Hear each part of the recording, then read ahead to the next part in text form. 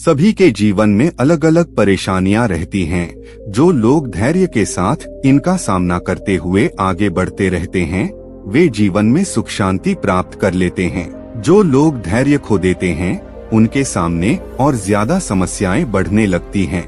एक लोक कथा के अनुसार पुराने समय में एक शिष्य परेशानियों की वजह से बहुत निराश हो गया था।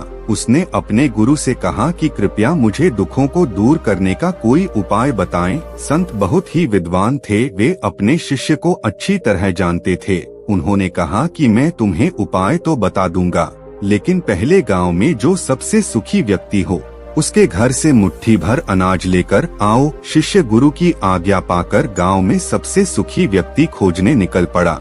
उसे एक व्यक्ति दिखाई दिया जो अपने घर के बाहर शांति से बैठा हुआ था। शिष्य ने सोचा कि ये सबसे सुखी होगा, इसीलिए आराम से बैठा है। शिष्य ने उस आदमी को अपने गुरु की आज्ञा बताई और कहा कि आप मुझे गांव में सबसे ज्यादा सुखी व्यक्ति लग रहे हैं, कृपया मुझे अपने घर से मुट्ठी भर अनाज दे दें। ये सुनकर वह व्यक्ति क्रोधित हो गया। उसने कहा कि आज सुबह सुबह ही मेरा पत्नी के साथ झगड़ा हो गया है।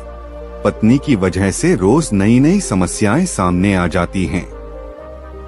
वह मेरी कोई बात नहीं मानती, हर काम अपनी मर्जी से करती है।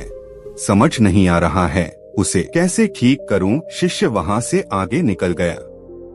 कुछ देर बाद उसे फिर एक व्यक्ति दिखाई दिया। शिष्य ने उसे अपने गुरु की आज्ञा बताई।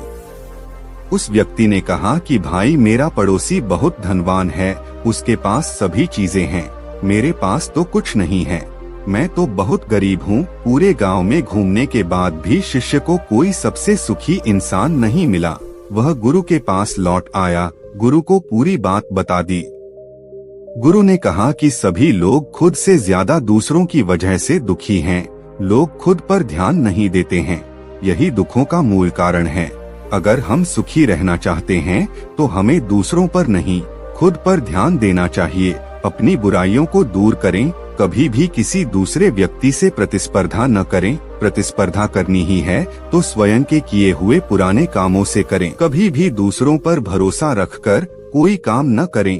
अपनी योग्यता पर भरोसा रखें और उसी के अनुसार काम करें। यही सुखी रहने का सूत्र है। हम आशा करते हैं कि आपने हमारी वीडियो से बहुत कुछ सीखा होगा और आप अपने नए साल को इस साल से बेहतर बनाने का प्रयास करेंगे। आप हमारे चैनल को सब्सक्राइब कर ले, वरना आप हमें दोबारा देखने का मौका खो देंगे। धन्यवाद।